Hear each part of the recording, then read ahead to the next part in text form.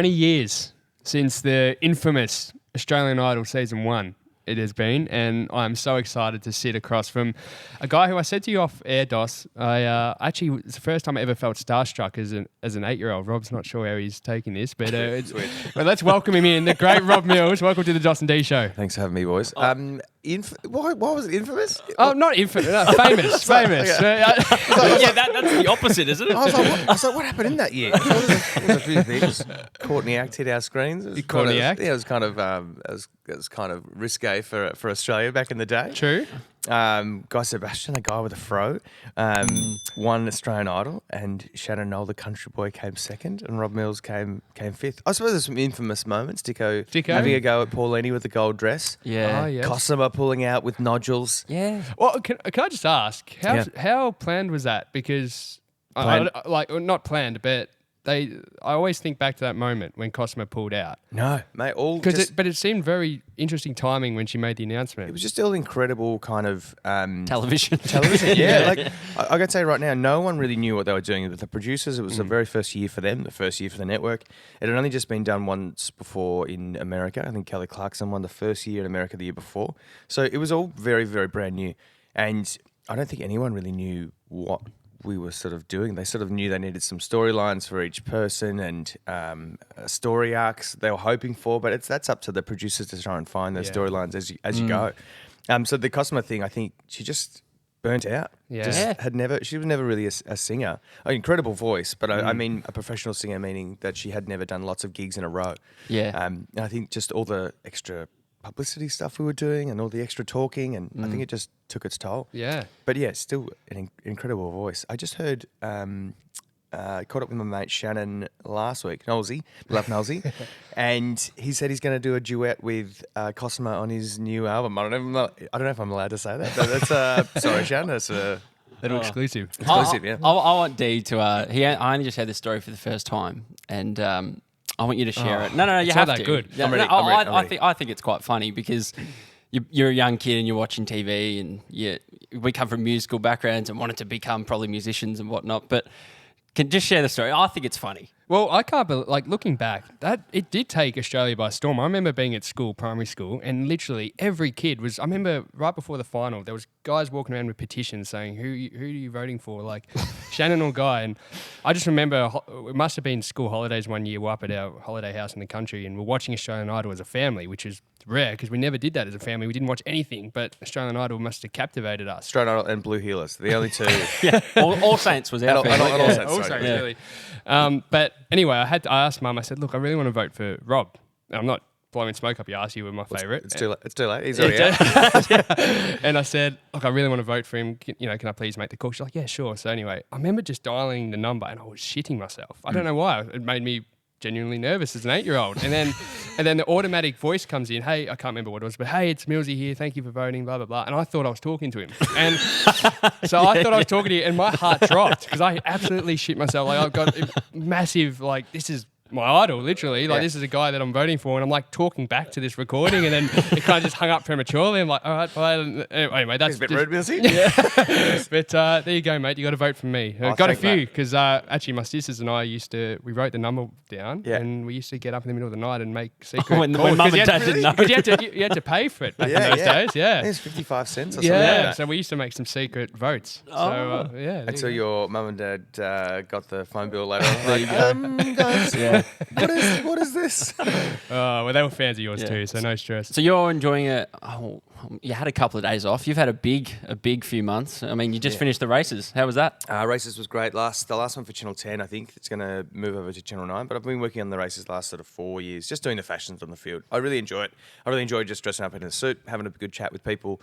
It's nice to get in and amongst the birdcage. But yeah, I think that'll be the last one for me for a while. But yeah, I've really enjoyed just flexing that muscle. The hosting muscle is really fun for me. Did you get a chance? Sorry, did you get a chance to meet Matt Damon? I saw he was there one of the days. I was instructed by my mate Lauren Phillips, who they're friends with, to not put a microphone in his face. Oh, bugger! I was like, Loves, we're all mates, and she's like, yeah, well, he's not doing any interviews today, so he was there hanging out with a few friends of mine, but no, was You're just hiding the microphone behind your back. I was just like, what if I put it in my jacket? And I'm like, I'm not holding it. Yeah. I have to ask, Millsy, how many tips did you get across the carnival, and how many times did you get sucked into just kind of pulling the phone out and, you know? I had a few tips from the trainers and the jockeys, and not one of them got up. They never do. Yeah. They never do. Cup week, they never get up. But my partner has picked the Melbourne Cup winner 3 years in a row. Wow. So we usually put What? we're not big betters, but No. like $20 each way kind of thing, Yeah. like $40. Yeah. I think the most I spent on a day was like $150, $200. Yeah. Like that's a lot. I was like, oh, that's a lot of money. That's a lot for me. Oh, me too. Yeah. I'm not a big punter. I've got mates that punt heavy. They're like, oh, I had a really good weekend. I go, great, but what about the 6 months before that? Exactly. right. That's what I always say to mates that I don't know if you've got this with the group of your mates, but you often get, like, even if it's the footy, a screenshot of a multi that comes through. Yeah. Look, boys, look what happened. I got up, I've won $500. And my first thought is, how much money have you spent across the whole footy season, with other multis, you know? Oh, yeah, definitely. A lot of lost money. Oh, Yeah. 100%. Well, Love a $2 multi though. Me too. oh, yeah. When footy season comes around, yeah, we we often enjoy the $2 multis, sure. Yeah. But I'm interested. I want to hear a little bit of your backstory too across this podcast. But I just want to, just before we move too far past Australian Idol, I know you've probably spoken about this for 20 years, but the longevity of that season in particular, and I hope this doesn't offend anybody, but nowadays when you go on a show like Australian Idol, call it Australian Idol or The Voice or X Factor. Talent or all those shows now, it seemed to be back then was a bit more of a ticket through to the next kind of chapter of your life, whether it be actually in the music industry or musical theatre or whatever it may be. Radio, I think, for a lot of Radio? people. Oh, yeah. Yeah. Yeah, whereas now it seems to not have that factor about it. Like you win a show or you do well in a show, doesn't guarantee you anything. Why do you think the longevity for so many of you guys in that original season, and probably season 2 and 3 too, Yeah. why do you think that was the case? Oh, mate, it was before streaming services, before social media, before we've had other forms of entertainment. So we get most of our entertainment these days on our phone or our iPads or watching streaming services or, dare I say, Instagram or YouTube or OnlyFans for some people. That's all they watch. He looked right at me then. We definitely weren't talking about that off air. But I think we're a small country with 4 channels, True. 2, 7, 9, 10. Oh, SBS. SBS, Sorry. 31. So that's probably why. Like we were 2003, they were still sitting around the TV together as a family and watching television shows. Now you're very unlikely to watch a show at the same time as your friends. I do like the shows that come out at the moment, still in a weekly basis. So therefore, there still is that water cooler chat the next day. Yeah. I say water cooler, but you know what I mean. Like, Yes. Yeah. you catch up with your friends, you're like, oh, I've seen the new episode of whatever it is. That was more prevalent back in 2003. So I think that's why the phenomenon existed. But I think we've just realised it's just and sadly, it's an entertainment show. It's what I think I signed up for was a chance for a record deal. And a record deal is huge as a kid, like a 21-year-old. And I can get a record contract. Like that is beyond my wildest dreams as a kid who grew up singing in bands and changed schools just to do music and drama. I was like, this is like the golden ticket. And I think these days maybe it's different because I don't know, are they just handing out record deals? I don't know. Maybe I think it's more to do with the fact that we get our entertainment from other things, and also I don't think the industry afterwards supports us. We've learned that doesn't support us anymore. Yeah. Radio stations I'm going to give them a whack. They're to blame for this. We have a contract. There is like a legislation that's in the government that we have to play a certain amount of Australian music on Australian radio and Australian television throughout the year, except Australian radio stations will play it from midnight till 6 a.m. So when we're all asleep, that's when they play the quota of Australian music, which I think is so... That's really wrong. Oh, yeah. Yeah. It's disgusting. And look, for 9 years, we didn't even have an arts council. So finally, we have a government who's actually reinstated an arts council. Tony Burke is doing a great job as arts minister. So those sort of changes are happening. finally, and I'm hoping more radio stations start playing more Aussie music and supporting these sort of artists, whether it's the people that are coming through these entertainment shows like The Voice or X Factor, Australia's Got Talent, or back with Australian Idol now. I think it's up to the industry itself to keep promoting itself. Yeah. Like these kids, they're not saying I want to be just a pop star. I've got something to prove. I've got something to offer the industry, and whether it's the platform of a television show or whatever it is, everyone's just trying to make it. So I think it's up to the industry itself to help itself. Yeah. So were you always you wanted music? You wanted that to be a career as a young person? So you're on Idol at 21. Yeah. Before you went on Idol, was school? You mentioned you moved school to do more, whether it was theatre or singing, or was that always the passion? Yeah, I think so. I mean, I realised I don't think school was for me. I didn't love reading books. It was strange because I was in the top maths, top English, but I just didn't really love it. I think looking back with the therapy that I've done, I probably fell out of love with everything just because my parents split up around year 7, and I was like, what's the point? What's the point in life? Yeah. But on the surface, like everything's fine, but like I was probably like, I probably wasn't coping very well. But I knew that I always loved entertaining. So I think the reason I changed schools was, get into drama, get into music, try and do that.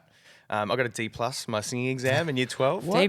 What? Because my work ethic was dreadful. Like I loved, so I had terrible work ethic. I still just didn't really care enough. It wasn't until years later that I was like, I really care. Actually, you're pretty good at this. I mean, I think everyone who is good at something has an initial kind of talent for it, but then it's the work that you put in. Yeah. Dare I say, it's you only get out what you put in. And I think for me, I just didn't really have that work ethic for so many years. Then working in pubs Thursday, Friday, Saturday, Sunday nights, I was doing 3 or 4 gigs a week. I was like, that's a really good work ethic to sort of get into.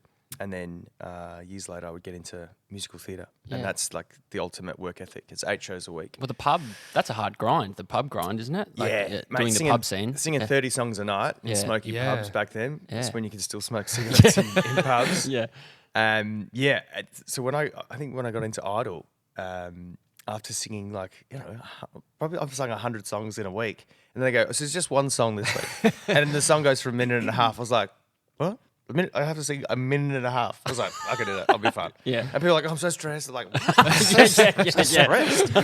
Like, what? Also, I'd never been on a plane before. I went on Idol. So that was the very first time I went on a plane. Oh, okay. Caravan trips and stuff were the norm for my family back in the day. You must have been living the dream. Mate, absolutely. Getting on a plane. Getting on a plane. And also, as I said, having to sing one song a week, I was like, so I could probably just have a couple of beers then. Because I was on my P's, and I always had all the gear. So I had all the speakers and the amps and stuff. So I'd take all that stuff with me during the gig. So I was like, I have no responsibility other than to sing one song this week.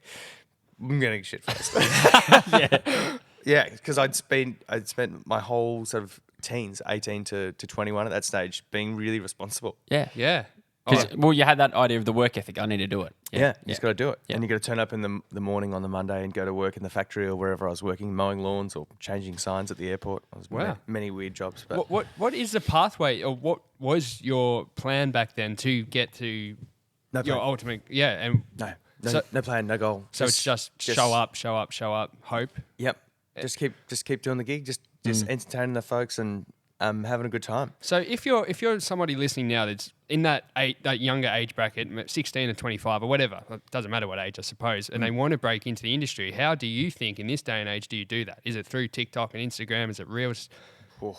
How do you think you would have done it if you were 21 in 2023? Practice makes perfect. I would just say practice, do as many gigs as you possibly can. Go to see as many shows as you possibly can. Go and help out at as many gigs. If it's go and mix the sound for someone. Go and hold a light. Go and set up a stage. Go and make a stage at a theatre production. Go and put your hand up for anything. If you want to be involved in the industry as a whole, whether it's an actor or a singer or a performer, go and do something that's part of it. Don't just wait for someone to come and give you the gig. Like, put your hand up, go and find local theatre productions that you can get involved with. Go and busk, go and get your chops up, go and get your confidence up. I talk about this when I do workshops with kids. There's this thing that the sort of stage fright that you get when you do a gig. And you guys would know this when you first started doing your podcast, I imagine. Like there's a nervousness, there's an energy that you have, but the only way to work through that is just do the thing. You can't get better at the thing if you don't do it. So, and the only way to get through your fear or your stage fright or wherever it is, like you just got to do it more often. So whether it's busking or whether it's just any chance that you get on a stage, just go and do it. Go for the stand-up comedian. It's go and do that type 5 that you've been working on. Yeah. You know, or you've just got to go into the fear. It's the only way through it. It doesn't get it, and then it gets easier, but it just takes a lot of time. Whether it's learning songs on a guitar, like in that first 6 months, you're rubbish. It's so bad, I can't get my fingers. Bleed. Yeah. And then you're like, oh, my fingers are doing that thing now. I can do it while singing. This is weird. Okay, so but it just takes time. You just got to do the work. And as far as the TikTok and reels and stuff, mate, it's luck. There's so much luck still involved. Yeah. Like whether your song blows up or doesn't blow up. I would say it's not going to be on radio by the sounds like what I'm saying. Like start petitioning radio stations to get your songs on radio. But just play the songs that you like. I saw an interview last night with Troye Sivan and he talked about writing this new album. And he's like, I just wanted to write songs that I wanted to write. Yeah. So write songs that resonate with you. Don't try and write songs that you think will resonate with other people. Like if you are your most true and authentic self, I guarantee you'll find the other people that will resonate with. Does that help? Absolutely, yeah. And I think a key aspect of that too is I think imagine if you were doing something with the goal to get someone else's attention or get their approval. You make it, but then you make it and then you're not enjoying it while you're making it because you're actually not doing what you wanted to originally do. Yeah, because you're trying to do it for someone else. Exactly. Yeah. I want to quickly go back a little bit on what you said around, as a kid or a young person or whatever age, and you just do the thing. Because I was at a barbecue the other day, and we were talking about when not typically, but a lot of families, and when you're a young person, you're at a certain school, lessons of certain instruments are put into place. So go and learn guitar. Yeah. So our parents both paid for us to do some guitar and some drums, and as a kid, I hated it. Yeah. But I look back now, and there was 3 of us blokes at the barbecue. All of us are saying, I wish I just stuck at it. Yeah. Like, I just wish I did because, like, at the time, you're learning the chords and you're learning certain notes, but you're not, I want to learn it back in black. Yeah. I want to learn the good stuff. And then you'd throw in the towel. Like, was part of that when you were younger? Do you think a key element was the persistence you had to continue to work on your craft? I think I just like performing. I think it goes back to I like making people laugh. I like entertaining people. I had the same thing, mate. I wish I was a better guitarist, but I don't put the work in. I'm lazy. I'm lazy. But when it comes to doing the gig, doing the work, when I'm in the room, I give everything, like absolutely everything. When I've got an audition coming up, I will do everything in order to make sure that audition is the best possible auditions because I have this fear of fucking up. So I don't want to fuck up in the room because then that's my integrity. Like that's your reputation. If you do bad in the room, they're like, oh, these are dreadful in the room. Like, I'm never going to get him back in for this. Even if I'm not right for it, or regularly, if I'm not right for something, I will not go in and audition because I'm like, what's the point in that? But yeah, I have this fear of stuffing up. So I always put myself in positions where I know that I have to do well. Not because I want to do well, but because I don't want to, I don't want the gig to not be good. I don't want people not to enjoy themselves. But yeah, I wish I had the work ethic as a kid. I think I think back to when I'm teaching workshops for kids. How do I incentivize the kids more? How do I make them want to enjoy this?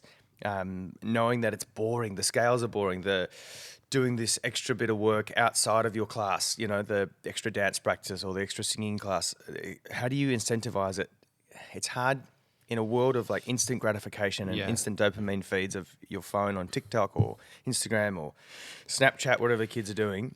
How do you long form gratification? How do you make sure people enjoy that long form gratification? It's really hard, and I don't think anyone's cracked it yet. Psychologically, what? Like I'm not a psychologist, so I don't know. But all you can do is like tell them that it's going to be great. Like if in a year's time you're going to be so much better, but you just don't. You never see the incremental changes. You just don't. No. We never do. It's so true. Yeah, but the only way, as I said before, is just do the work. You just keep doing it, and then you get better, you get more confident, and you do the thing. And then before you know it, you're at a campfire, the guitar comes out, and you're a master. And the girls love you. Yeah, exactly. Well, we always say that we preach. Well, we always say preach, but we've got a little business on the side of this, which is in the podcasting. We do podcasts for other businesses, but we always just preach consistency because that's for us. We made a deal to ourselves 3.5 years ago that every Monday at 6 a.m. a new episode of the dos&d show comes out, no matter what. And we say this for a lot of people, but we went to England. We were incredibly sick with everything you could imagine, and we lied down on our hotel beds, just like when you always say that story, I go, why do we tell people that story? It's showing that, and it was a crap episode. And like you said, like we looked back at our last episode. We went all the way back to kind of the beginning and had to listen back, and like our skin crawled. We couldn't sit through it. But the whole point was you don't notice it episode by episode, but you do notice it when you go back 100 episodes or 50 or 150. But I'd love to know, and we love asking our guests that are in the entertainment industry or music industry who were your musical influences growing up or still to this day? Who did you listen to or who did you try and emulate? Mate, I was a big fan of anything that sort of sat in my vocal range. So, and during the 90s, 2000s, there was a voice type that I loved emulating, and that was anything that was like Pearl Jam or like Metallica or like that sort of Creed drawl or Matchbox 20. Grungy kind of. Yeah. So anything that was like, "Someone," she said, "have I got a little storm with you? If I could, then I would. I'll go wherever you will go." Like all of that stuff. I was like, you sound just like that guy. You do. I'm like, okay. But then what they did is kind of ruin my voice for a while. Because, not ruin it, but I didn't really find what my voice actually sounded like. But I was like, oh, it sounds good. Everyone likes it when I do that voice. I just liked singing, as I said, songs that resonated with me. There's a fun little thing that you can do when you get your top list of songs on Spotify. It used to be on Apple, on my iPod or whatever. It said the songs that you listen to the most. Like Wrapped. Yeah, you're wrapped on Spotify. So they're most listened to, right? Go back and look at the list and look at what the songs are about. And then you'll learn a lot more about who you are as a person subconsciously. Because you're listening to this song.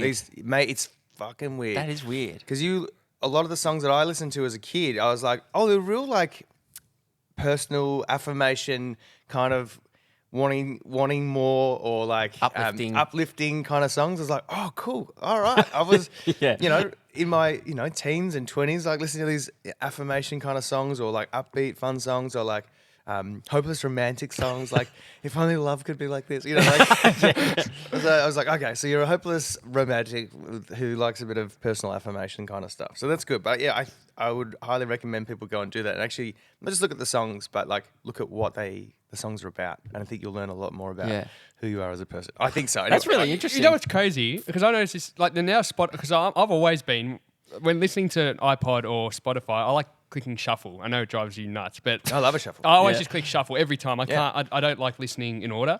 But I notice that the algorithm now, that dirty word, as soon as you listen to a full song, call it like say I listen to a full song and it's Billy Joel. Yep. The next 5, it'll be like Elton John, and then it'll be like that. All those kind of same sounds. And if you listen to a rock song, then they're all rock, and if they're love songs, and they're all love. So they've built that in 100%. They built it in, but I like the randomness. Me too. I'm pretty eclectic in my music tastes.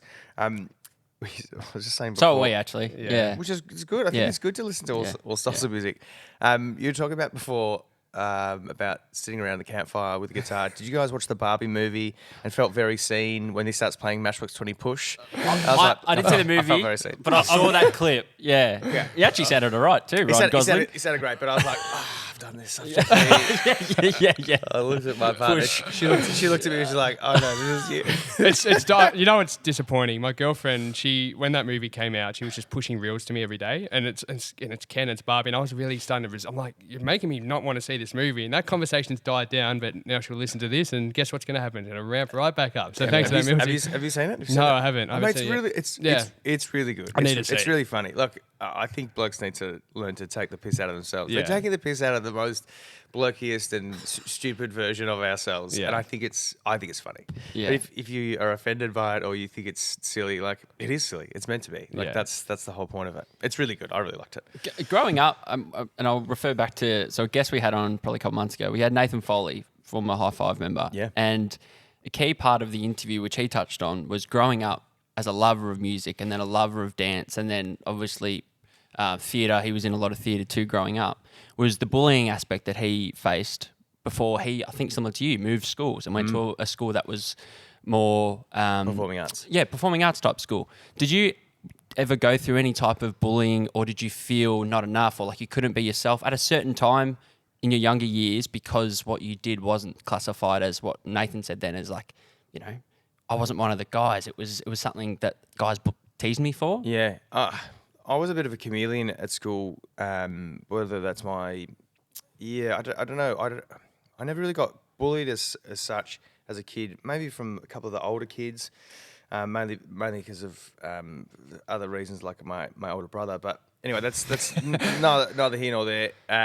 But I take my hat off to any kid like Nathan, who's like, this is what I want to do, and I'm going to do it. Regardless of the bullying, I'm going to change schools, I'm going to do the thing, because I love it. And I said this to the kids at this junior theatre festival up in Newcastle a couple of weeks ago. How great that you guys, some of them are like 11 to 18, these kids are, right? And I'm like, you've already found your weirdos. Like, that's the best. Like, it took me into my like late 20s before I found my weirdos. I'm like, and I say weirdos meaning like the people that we're all weirdos, right? Yeah. But the people that you actually love and that get the same thing the same joy that you get out of it, like, stuff these muggles. They don't get it. Like, how great at your age, you've already worked it out. You found them here. And I think So true, yeah. For Nathan, how great that he's like, well, instead of like the bullying's gonna come or whatever, but like instead of like shying away from it and not doing performing, imagine his life if he just didn't do that. He's an incredible career. Touring the world with High Five and then his own solo career in music and gigs and stuff. He's an incredible performer. But my hat goes off to anyone who pushes through that adversity, and I think it's a really brave, and the best thing for you is to go, well, stuff them. Like, what are they going to do? Like, singing and dancing is awesome. Like, it's so great. Like, it makes you feel good. It makes other people feel good. Like, what? How is this even a bad thing? It's a weird. I still don't understand this. Like, for centuries, we would dance in rituals. That was the only way that we would get to go to like high school dances with guys and girls. You would dance. That's how you meet people. Yeah. That's how you'd actually interact properly. So that's how my parents met. Yeah. At a dead ball. At a dead ball. At a dance. Yeah. Anyone who doesn't know how to dance, I think that's uncool. Like, No. I wish. No, but like, I don't really know how to dance. I learned dances and stuff in musicals that I do. But like at a nightclub or at a party, like, everyone's dancing. Yeah. Like, it's the best. It makes you feel good. Why? I still don't understand why it's something to be bullied for when you're really good at something. Anyway. But it normally takes, I think the thing is, at a nightclub, like if you're 5 or 6 deep at that stage, then suddenly it is acceptable. But it takes a while to But how great for the sober person who's brave enough to do it sober. 100%. Like, True. So surely that's the thing that should be commended. The bullying thing for me was not really that apparent, but I was always just trying to be friends with everyone. I think I've always got along well with everyone, whether it was hanging out with the nerds, because I loved like actually a little bit of like nerd stuff, love reading now, and I think I've worked out that I'm actually a big nerd. My partner, definitely a nerd. Hot nerd, but very but massive nerd. And the sporty people, because I played footy throughout my whole life as well, so it wasn't just singing. I was playing footy and cricket and baseball. I think I just got along with everyone because I genuinely liked everything. You were the Zac Efron by the sounds. I was a Zac Efron from That's the Troy Bolton. Yeah. That's what Georgie calls me. Yeah. How were you as a footballer? Just a question without notice. You're a Hawks man, aren't you? Hawks man. In under 18s, I worked my way up. I was okay, and then I just got better and better. I just worked really, really hard. Was training with the Oakley Chargers in under 18s, and then I did my hamstring in the preseason, so I never got a game. But played for Mulgrave that year in under-18s, and we won under lights at Waverley Park against Montrose by 10 goals. It was an amazing experience. I broke down in tears and cried. My mate's like, "Are you crying?" I'm like, it is the greatest achievement. I not played in a grand final my whole junior career, and then to get to under-18s and play it and then win it was. No matter what level, a grand final, a premiership is a premiership. Premiership, man. Got it for life. Yep. Midfielder? On the wing and back flank, yeah. Yeah, nice. I loved it, and I still love it now. I still kick the footy. I was having a kick last week with my mate, just on Glenferrie Oval, just summoning the gods of Hawks. Yeah. Oh, that's our spot too, because I played at Q Footy Club, Yeah. and we still go and run around Glenferrie. It's what a spot. Yeah. It's so gorgeous. Yeah. What are they doing with that old grandstand though? Yeah, I what's like happening? it. I reckon it's just. Are they tearing it down? I don't know. It just looks. Oh, you don't like it there? No. It just looks like it's empty. There's nothing I there. want it to be something. I want to buy a hot dog, or Yeah, I want to true. buy a pie from there. Yeah. You know, No, that's a good call. When the AFL 9s are on, when we played our one game there. Yeah. oh, the Nines, great game. That was good. So, going through your journey, we've gone from the start. So, how did you get your first audition? So, and I'm talking musical theatre. Yeah. Was the first one Wicked, the first big show, or was it Jesus Christ Superstar? I'd say the first one that I did was Grease the Arena Spectacular. I got asked by, I think, GFO at the time. We're putting on this big arena spectacular. John Farnham was in it. Nat Bass, Magda Zabansky. Wow. Craig McLaughlin was playing Danny. And I got asked to play Johnny Casino. So can you just come in and sing? So you got asked? Yeah. Can you come in and audition for this? I was like, okay. And I was like, oh. So I went in and sang Born to Hand Job, baby. And loved it. I just was like, oh, this is cool. Because I got the job, and then I went into the rehearsals, and I met some really incredible performers and musical theatre people, and Kelly Abbey was choreographing, and I was just in awe of everyone's work ethic and party ethic. We would party heaps, and they introduced me to other soundtracks that had come out. I think Avenue Q and We Will Rock You, and Wicked was just starting. So after I did that tour, I went to London and saw some shows on the West End, and I got to see these actual shows like Adam Garcia, Helen Dallimore, who are Australian actors in Wicked, with Idina Menzel. And I was like, oh, Adam's doing it. I could do that. Sure, he's been in Bootmen and Cody Ugly, and he's killing it. But I was like, I could do that. Surely I could do that. I mean, I've just done a musical. Maybe I could do it. So I vowed basically from that day that I would try and be part of the musicals, because I really liked all these musical theatre people that I've met. What a really cool family. They really opened their arms to me. And so I got home from this sort of overseas sabbatical of 5 months. I travelled and backpacked and got jobs in pubs and worked in nightclubs in Greece. And Oh dear, imagine that. Yeah. it was random, mate. It was pretty random. But I had the best time, but also I needed that sort of escape time from Australia to work out who Millsy was. I think everyone had an idea of who he was. And then I had to sort of work out, who is that guy? It turns out he's a lover of entertainment and musical theatre. So I came home, took acting lessons, dance lessons, and singing lessons, and vowed to get into Wicked when it came to Australia. And then come around, I think I was hosting an up late game show on Channel 9 from midnight till 4 a.m, a couple of nights a week. It was horrific, but also great to learn how to... Wait, that was live? Yeah, live. All live. Oh, wow. So you just do it and you just talk to camera. So it was What? really, really good to learn those skills of communication, talking, entertainment. Which telling game jokes. show was this? It's called the Mint Mansion. Oh, okay. It was sold to us as a little up late entertainment show. It wasn't. It was just selling. Yeah. Getting people to call in. Yeah. And I learned so much on that job. But during that time, I was still doing all the acting stuff and trying to learn just so when the audition came around. And then sure enough, the audition came around and I put myself forward and had 4 auditions over 5 months to get into Wicked. And Wow. got the job. 2nd of February is still the greatest sort of day of my life. I don't really celebrate birthdays very much because I feel like it's great, you just survived another year. Well done. Not that hard this day and age, but I like to celebrate the 2nd of February. It's the day that I got the keys to my very first apartment that I'd purchased with the bank. The bank bought for me. Yeah. And then my manager came around with a bottle of champagne and she said, "Congratulations on the house, and you've booked Wicked."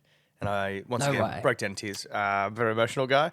And so 2nd of February is always the best day of my life. It's the day that I celebrate. It's my Wicked day because Wicked is the thing that completely changed my life.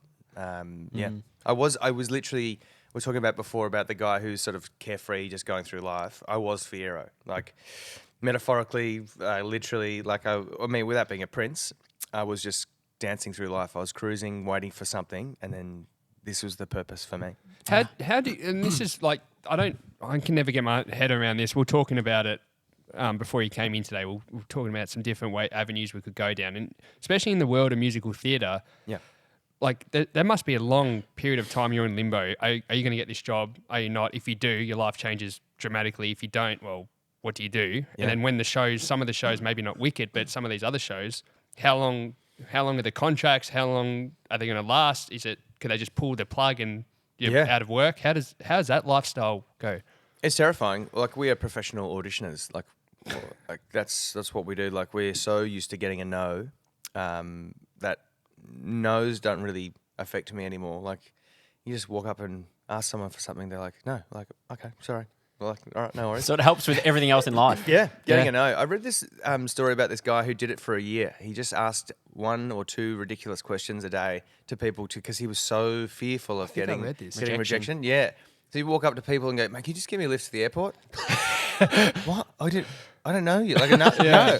All right, thanks. And then, wow. And was he going around asking, like, can you put this rubbish in the bin for me? Was it this guy? Yeah, I don't know, because I read something similar. just a year, just doing a whole year of being rejected, so he would get better at getting rejected because it's part of everyday life. You're not going to get yes all the time. So yeah, look, there's ups and downs. I've been extremely fortunate, and we talked about before about being lucky. I think the more that you practice, the luckier you get. It's up to you to be prepared for the time when the gig does come around. So if you are ready for it, because you've done the work beforehand and during, you will. I'm not saying you will get the job, but you are more prepared for that luck. Does that make sense? Yeah. When it comes around.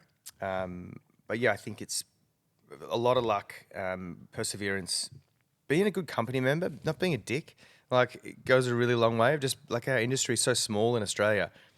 Do the job. Like do your role when you're there. Like don't cause drama. Do the gig. Be personable. Talk to the crew. Talk to like everyone who's involved in the whole show. Because you are just a small cog in a very, very big machine. Like you can't be seen without the swallow spot operator. Yeah. So you can't be heard without the sound person. You can't be seen with the scene if the scene's not there. Like you need the props and you need the stage-hands. You can't be there without the ensemble doing the incredible dance numbers behind you, like that you cannot do, Robert.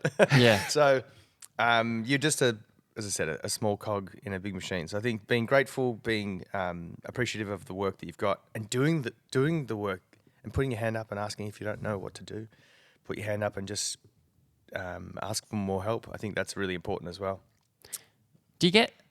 I know you get a bit of a break, but what's the day-to-day life? So say and Juliet in Melbourne. What does the week look like as one of the leads in that production? And it could be as simple as because you obviously have the matinee and then probably a night as well. Yeah. What does the day-to-day look like, and where's your day off in all that? So we Tuesday to Sunday was the schedule. So it's 8 shows a week. So Tuesday night, to Wednesday, Thursday night, Friday night, 2 Saturday, 1 Sunday. I think that was the schedule in Melbourne. Yeah. Which is a lot. Yeah, that's a lot. Yeah, it's a lot. Oh no, I think it was Tuesday to Sunday, no Wednesday matinee. So that was our schedule. So we have Monday, so one night off. Okay, one night off. So sometimes I just go and do trivia with some mates, and other weeks you're like, I just need to not be on.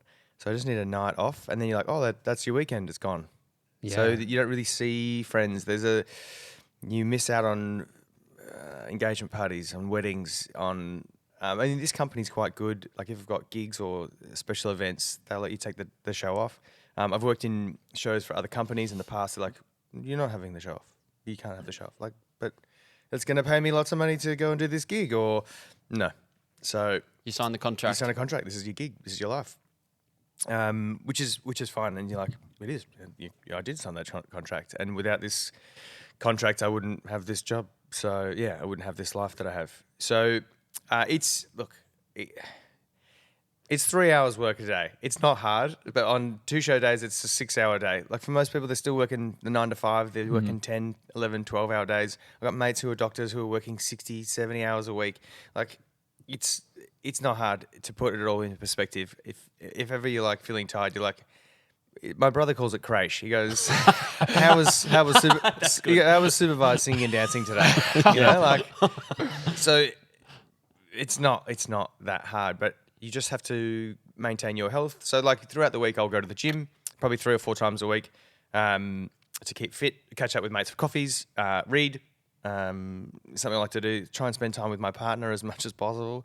We have this really lovely routine at the moment. We get up for walks in the morning.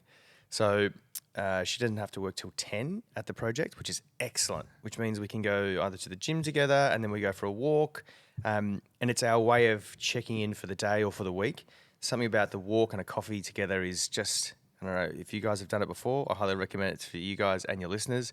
It's a really good way of reconnecting with your partner. Walking side by side is a really great way to free up your subconscious. When you're sitting face to face like this, sometimes you feel the judgment from others. I don't. It's okay. I get you guys. You're very kind, open-hearted Thanks, Millsy. humans. Yeah. But when you're walking with your partner, sometimes you can't say the things because they're looking at you like.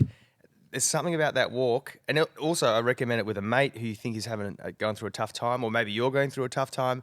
Walking with a mate is the best. Like it's so freeing. Your eyes are darting left and right instead of up and down at someone. There's something about that frees up your subconscious as well. So it's a really good way to check in with your partner on a walk because it's I don't know. It's just there's something really freeing about it. Makes total sense. Yeah, definitely. That's definitely one of the best routines that we've got.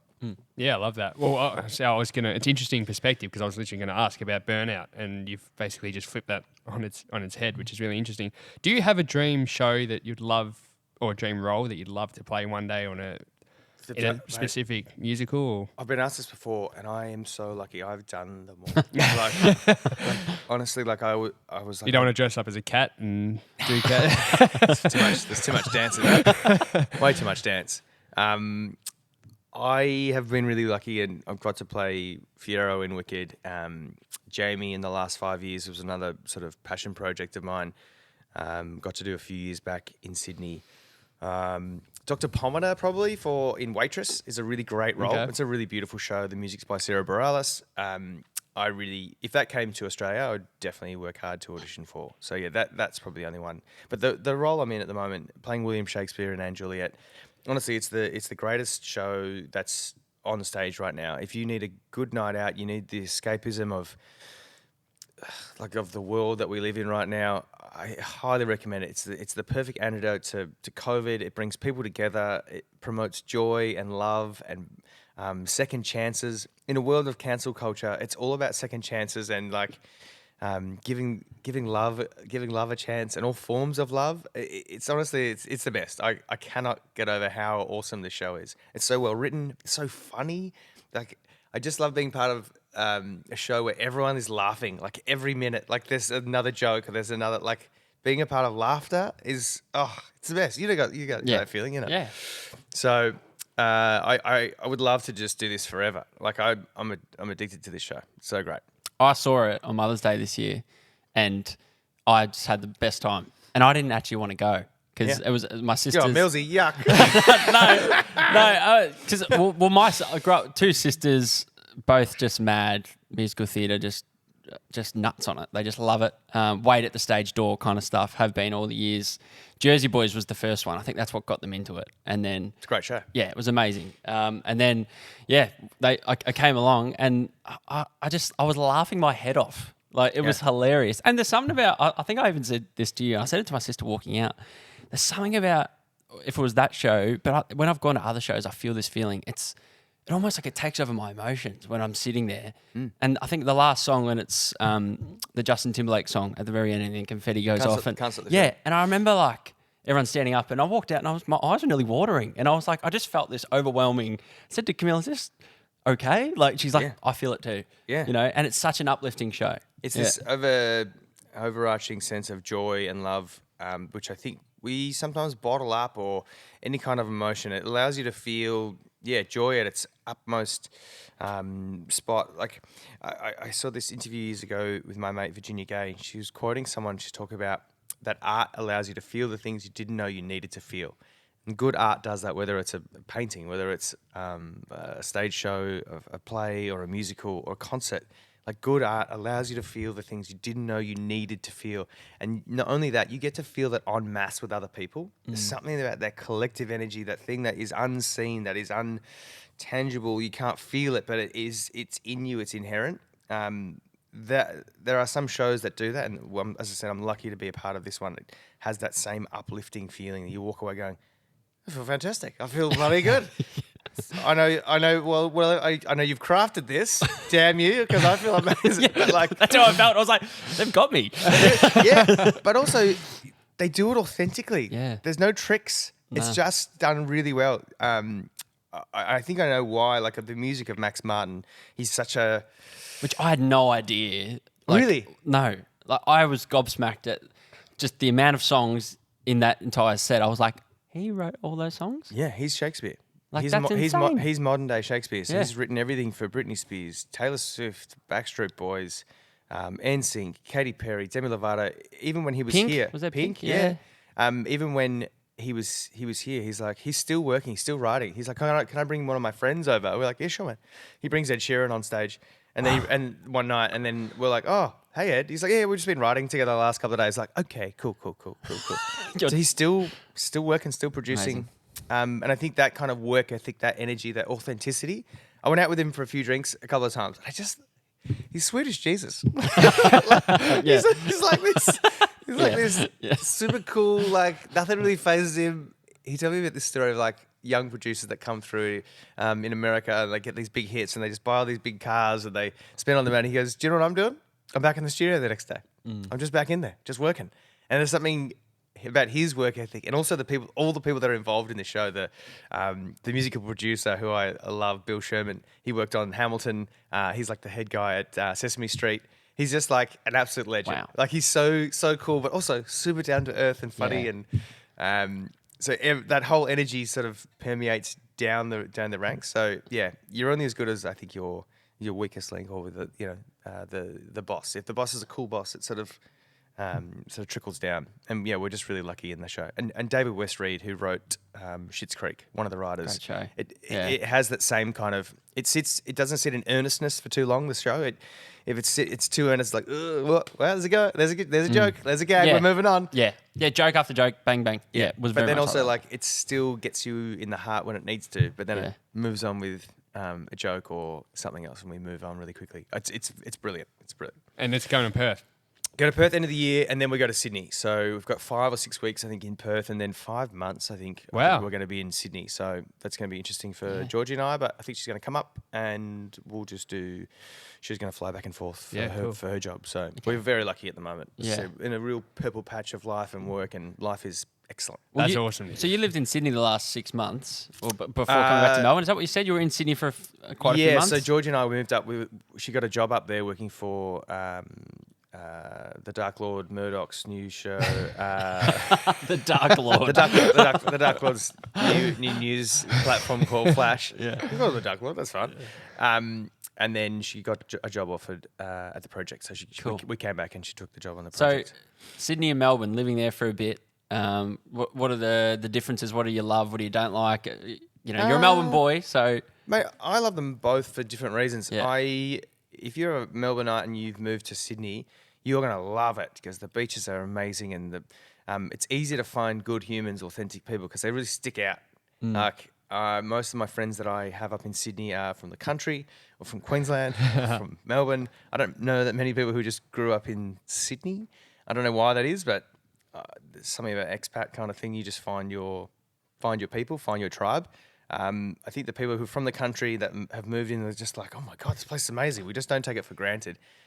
So I love Sydney for the beaches, for the coastline, for some of the beautiful restaurants and whatever. But I've got some really good friends up there. But there's something about Melbourne being we've got a lot more middle class in Melbourne, so it doesn't really matter where you're from. We all just get along because we're all roughly earning about the same amount. There's there's less discrepancy, I think, when it comes to money and wealth. There still is, like, don't get me wrong, but like the majority of us sort of sit in this sort of middle ground stuff.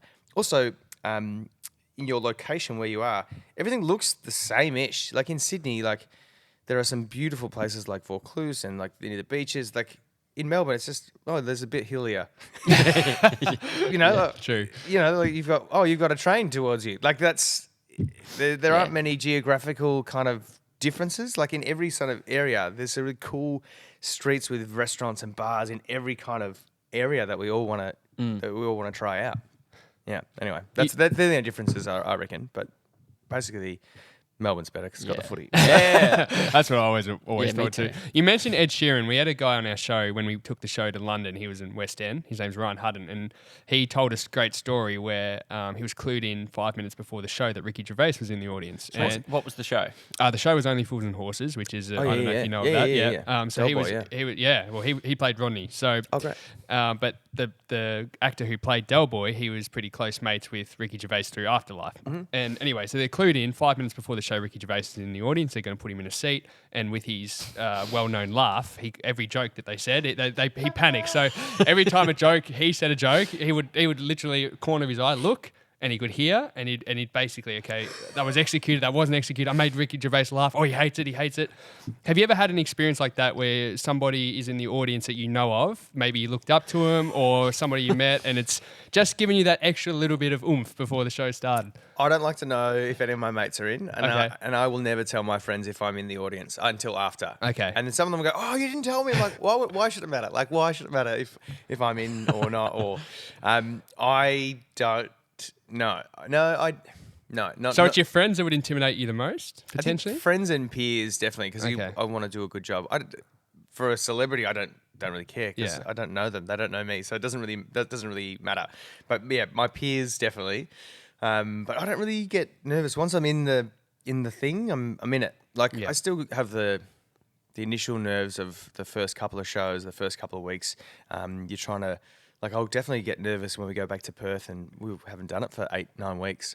It'll be that long since we did it in Singapore. But no, I like to stay in the thing. I like to stay in the show.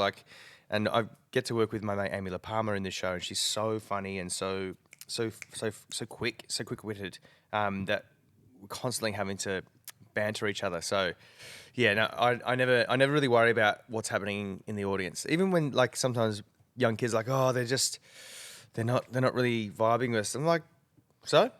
Like, are you having a good time? Like, we can only do what we can do on the stage. That's all you can do. Control the things that you can control. That's it. Yeah, control the controllables. Yeah, that's it. Yeah, That's all you can do. surely something's gone wrong. I'm sure there's been a moment, whether it's backstage or a microphone's not working or a dress malfunction where you're meant to get changed quickly and it's just not on time. Have you got a little tidbit or a story that maybe that you have always remembered? And it could be Juliet, it could be any other show, it could even be Idol. I don't know. But have you got maybe a little gem that you could give us that you go, geez, I'll never forget that. That was shocking. I forgot a line on my very last show on Wicked, which is not the worst thing, but I literally stood there just staring at my friend Gemma Ricks and just had no idea what the line was. I was like, nothing, just a full blank. I think I was like, maybe I need some milk. Like, I don't know, like at home, like, no, I was like, I just went completely blank. So she just said her next line and I said, thank you. And then we just moved on, which the thank you doesn't make any sense at all. Like, you should never say thank you like in a big musical. But it was my last show. I'm like, what are we going to do? Isn't it weird that it was your last show though? So That's weird. Yep. I'd never forgotten a line until that very last show. I fluffed a couple like notes and stuff like, my voice is cracked. I'm like, oh God. End of summer nights during Greece, the audience would always sing, but they would always sing it not that note. And because there's no music underneath, they were like, no! And I'm like, no! And I had to pitch the note off whatever. Off the crowd, like, oh no, I'm well off. I'm so off. And I had to pick the harmony. I'm like, I'm so off. I'm so sorry. So That's hard. There was a lot of fun ones, a lot of shoulders moving up and down from the boys. Like, yeah. Then my very first kind of musical before Wicked, I should say, I did Hair, the musical over in Perth. So that was like a It was 2007 when I got back from overseas, and it was like a pro-am production of Hair. It's a small theatre, the Regal in Subiaco, beautiful old theatre, and everyone got nude in Hair. Everyone gets nude. It's like the 60s psychedelic kind of war musical. And at the end of Act 1, everyone drops their clothes and they stand there, and it's a very powerful moment. It's Wow. It's backlit, but it's like, here we are, we're human, we're all human together. It's a beautiful moment and very risque for the time back in the 70s. I think it was written 60s, 70s. And at the end of the show, I sing this big note, "That's me, that's me." And the director's like, "All right, so you're going to be up on the scaffold, your pants are on, and you're going to have a target painted on your chest. So no top, just a target painted on you. I want you to just take your pants off in that moment and on that note. That's me, that's me." So here's me. In the dress rehearsal, I'm like, "I can do this. You can do this. Just you and nude. You're just going to be nude." So there's no... Totally nude. No sock. Wow. No. So here's me just undoing the buckle, undoing the Wow. pants. That's me. Take the pants down. I forgot to tape the mic pack to the back of my back. So it's now... So it's one of those DPA, one of those Madonna microphones, and that's now swinging behind me. Oh no! Sing. With your junk out. Like, I'm nude. The microphone is swinging. The pack is swinging behind me like this. And I'm like, trying to hold the note, but it's like holding me back. Oh, my God. Anyway, then I'm like, I've got to walk backwards. I'm like, I've got to get down the stairs. I've got my pants around my ankles. How do I get down the scaffold? How do I get down the ladder? So anyway, I turn around and I go to pull up my pants. The spotlight is still on me. Oh, And so I mooned the whole audience as well. it's pretty funny. After the show, I'm pretty mortified, obviously. Just the bending over. Because you can tell the light is still on, I'm like, I'll dim the lights. They'll dim it. They didn't dim it. But I was like, I have to take my pants up. The director said to me afterwards, he said, "Yeah, you can probably just get the pants on. Just get the pants on." I was like, "Okay, thanks, mate." So I didn't have to do it after the dress rehearsal. Let's go. That is so funny. I love that. This is a really random question. I don't know. Did you ever watch the show Friends? Were you ever into Friends? Yeah. Yeah, so there's absolutely. So I don't know why this even came to me, but there's an episode with Joey being on the stage. I think it's Joey. No, it's someone, Chandler's girlfriend, I think. And she... Oh, that's right. And she's in musical or some kind of drama or play. And her and the lead, they have to kiss on stage, and he gets a little bit jealous, and then they form a little bit of a relationship. When you have roles where you have to be intimate on stage with somebody, how does your partner now, or even previous partners, how have you dealt with that? Is there any jealousy? Is it just work? Is there any just work? No problems? Yeah, it's the whole thing is it's always you're always friends. So like Gemma Ricks and I suppose we had to kiss in Wicked, and then we did Ghost, the musical, together. Yep. And that was Well, that's a bit more intimate. very Like all that hand stuff. all the pottery stuff. Also, there's the pash that we have at the start. Well, it's pash, but it's a passionate kiss. You need to sort of set up your relationship as being one of like a newlyweds, right? So you're like, oh, newlyweds, go for it a bit, But we don't really go for it. It's all acting. This day and age is so much better. We have intimacy coaches that come in. I remember doing Neighbours a few years ago. I had to have a sex scene with Bonnie Anderson and Jodie Gordon, and in my head I was picturing Jodie instead of Bonnie, as my character Finn Kelly was picturing both women. Okay. So we had an intimacy coach to come in to talk about, because there's two girls there riding me, and then I throw them over, and then it's full simulated. Geez, sex Neighbours. Wow, we. Yeah. It was like it was like Okay, it was uncut. It was uncut. It was an up late version of Neighbours we did for a week. Highly recommend you guys check it out. It's very. I think we might now, yeah. I get nude. Sounds like you get nude a lot. I get Good work. nude a lot. And having an intimacy coach was so good, and it's so good now because you talk through what you're comfortable with. Where would you like your hand? Is it okay if I touch you here? Is it like it's all above board? You talk about, you choreograph it basically, the scene. So it's not. It must be difficult. I think it makes the scene so much better because it feels, because you know what you're doing. It's almost like you're learning lines, but you're learning choreography. Yeah, gotcha. So then I'm going to touch your neck. And then is it okay if I touch you here? They're like, yep, that's fine. Even when I did Dancing with the Stars, I said to my dancer, hey, before we start, I'm just going to let you know, I would feel comfortable you touching me everywhere except for my crotch and groin area. I understand in dance you'll have to grab my bum. Sometimes she's like, yeah, why are we doing this? I'm like, just so you're clear with my boundaries. I have a fiance, and I want you to know that I want this dance to be, if it's a sexy dance, to be as sexy as possible. But like, there is. Yeah, There's a limit. Yeah, there's a limit. Like, and she's like, I said, can I ask where you feel comfortable? She's like, I feel comfortable everywhere, so go for it. So like, great. yeah, no. So that's like but even just having that initial conversation, Yeah.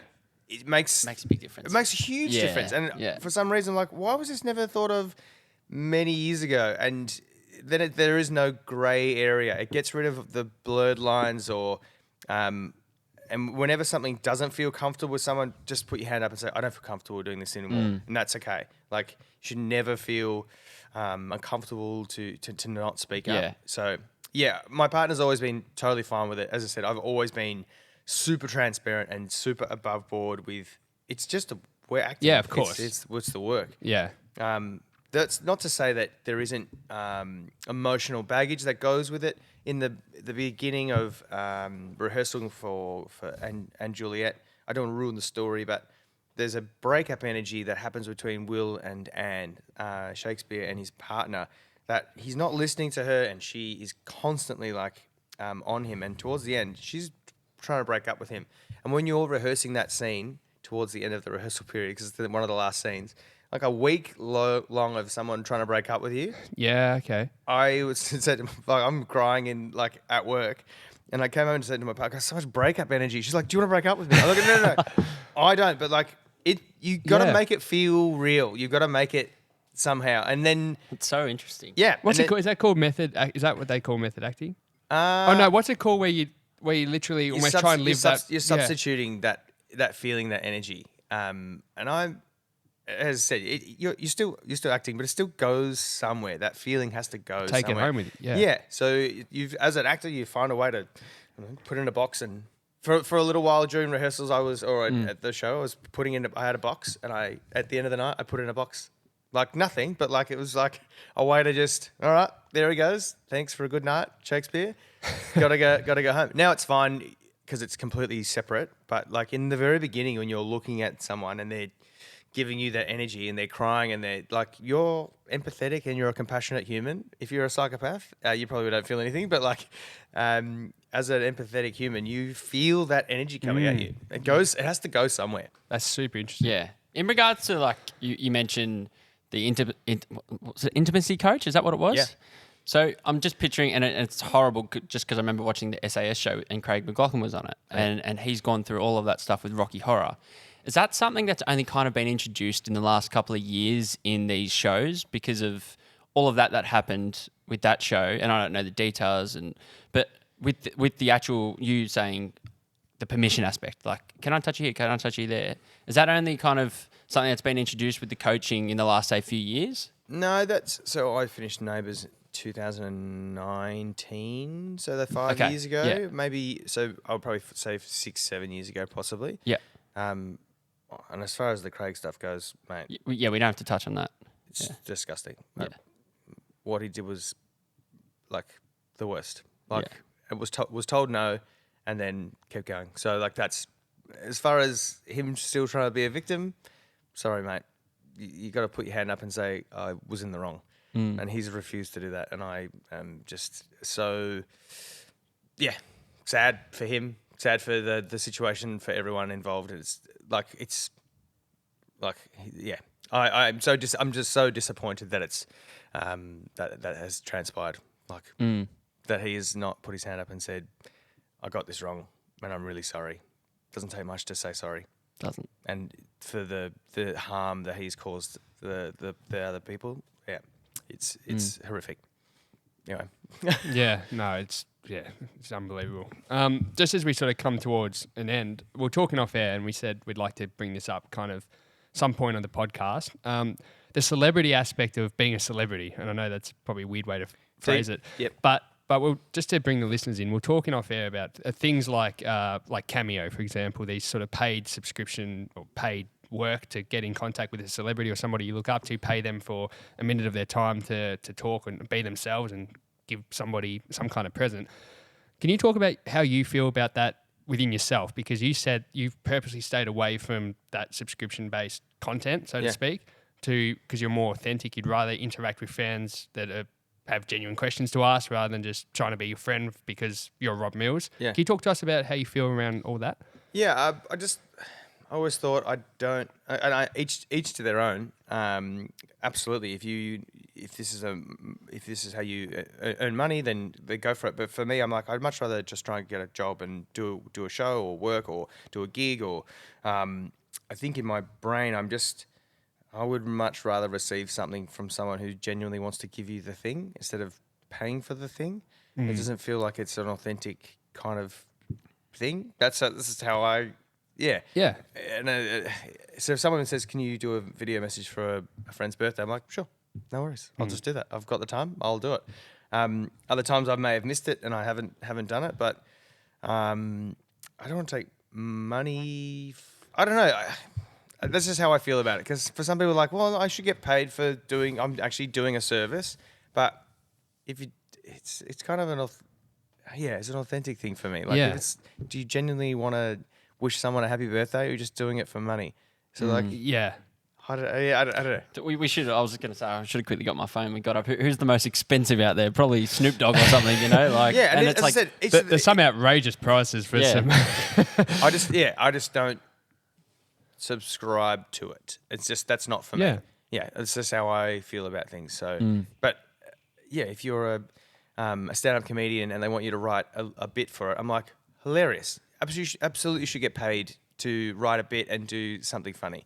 But as far as I'm concerned, for me, it doesn't feel right for me. So I guess probably the final question. 20 years since that, you put a post up this week about the 20 years since the Australian Idol, and even the song with it was "Guys, Angels Brought Me Here," which I love that as well. And you were holding what are those cameras called, by the way? It's the 360. Yeah, they're cool. Yeah, it's such a monumental moment that you mentioned that in the description and the copy of that post. But did you think your life would be what it is today 20 years ago when you started on Idol? And are you super proud of where you're at? Yeah, I am. I am super proud. I'm super proud of the initial just taking the plunge and going on a show and auditioning for something that you had no idea about. There's some bad things. That's not bad things I did, but it's a blackout period of my life where I was just drinking and not really caring about what I was doing. Proud that I found this creative outlet in musical theatre that I really love and enjoy and love being a part of this storytelling world. Proud that I get to do podcasts, or I get to talk to kids in these workshops that I do and pass down some wisdom that I've learnt. Proud that I get to meet so many incredible and interesting people. I've got to travel the world and sing and perform and see incredible things. But yeah, man, I think when I was 21, I was very happy and content just singing in pubs. And to be honest, I could probably just sing in a pub now and still be really happy as well. Yeah. Which is probably what I'll end up doing next year after Juliet finishes. Like, what are you doing? I'm just going to sing in a pub. Well, let us know if there's a surprise gig. We'd love to come. Yeah, great. I do miss those gigs. They're really fun. I'm wrapped, and I'm wrapped for everyone involved in that very first production of the show. And I think we're so lucky to still be here. But I think it comes down to the initial sort of launching pad or that we had, but then you've got to still do the work.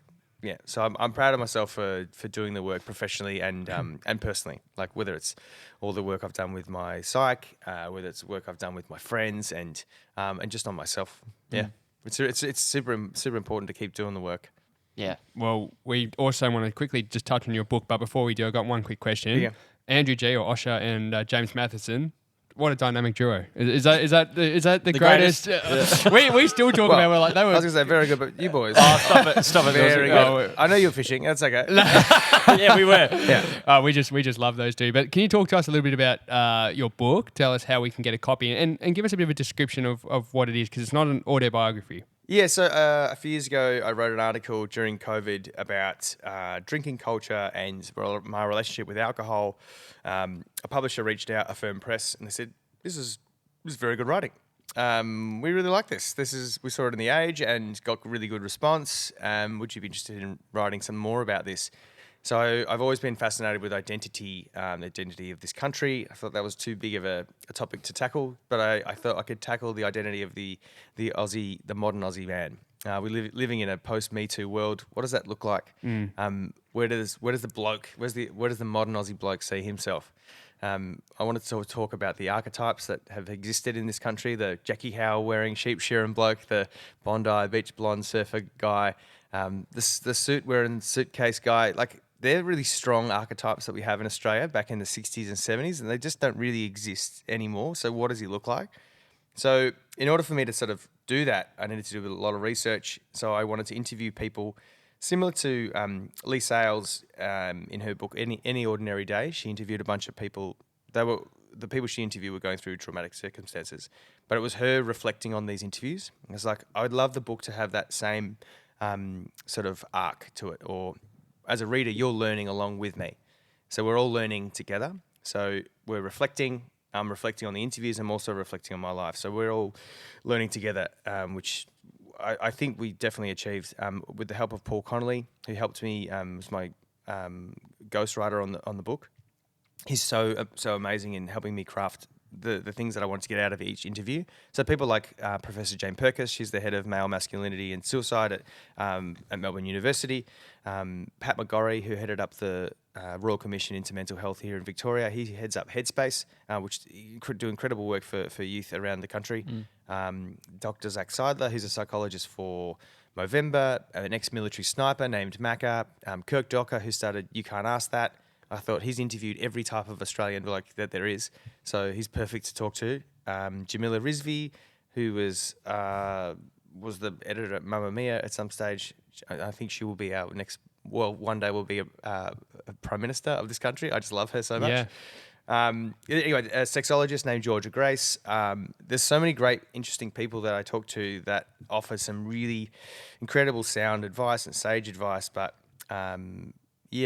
I think the thing I learned the most was there is no archetype anymore, and this bloke who is we're still holding on to this stoicism, which I think is super important. But what's also important is to learn to be vulnerable at the same time. Is to learn to use those a varying degree or a varying spectrum of emotions. Use that sliding scale. So be strong when we need to be strong, but also be vulnerable when we need to be vulnerable. Have those chats with the people that are closest to us. Find ways to build trust so you can have those conversations. Don't lose the banter. The banter is super important for blokes to connect with one another. Yeah. Not just blokes. I'm generalizing here, but but then use that banter and then to flow into a more vulnerable chat. Without those vulnerable chats, we're just having surface level conversations, and the things that are most unsaid or the things that are most hurtful don't get said, don't get shared. For blokes, I found that we struggle with opening up. We don't want to burden other people, and it's really silly because problem shared is a problem halved.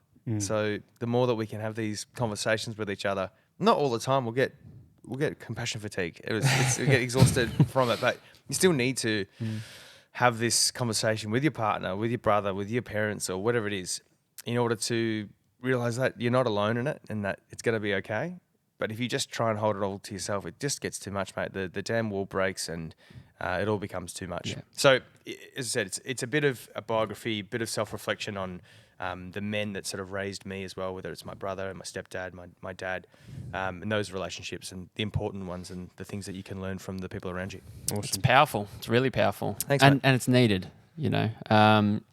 Millsy, just personally from both of us, just thank you. Thanks for taking the time. Like, you'll walk away, we'll probably have a big hug and we'll go, how good was that? Love a hug. That's what we'll do, and we'll probably talk about this for a long time. So thank you for your time, but thank you for being so open. Thanks. And yeah, you're amazing and you've done amazing things, and go and see Anne Juliet, D. Absolutely, I'm sold. Mate, I might have to go to Sydney for this. You're coming to Sydney. All right. Well, we need to go to Sydney, actually. That felt very Australian Idol. You're coming to Sydney! Do I get the Australian Idol service for this too? Yeah. Awesome. Thanks, Millsy. Really Thanks, appreciate guys. it. Thank you. Keep doing the good work.